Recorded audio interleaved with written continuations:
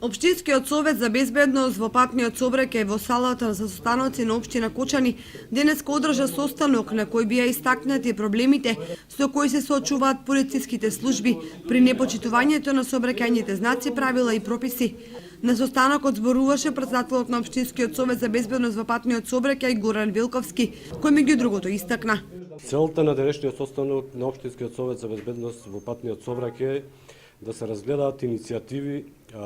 и предлози за подобрување на безбедноста во сообраќајот на патиштата и на улиците во градот Кочани и во општините Зрновци, Чишиново, Блешево.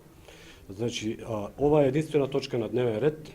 со цел, значи, поединечно од прибирани иницијативи или пак одредени предлози од страна на граѓаните да бидат разгледани од колективното тело на Општинскиот совет за безбедност и истите со заклучоци да бидат доставени до општините на разгледување, па доколку може и да се планираат за буџетот во идната година. Тоа се одреден дел на превентивни мерки.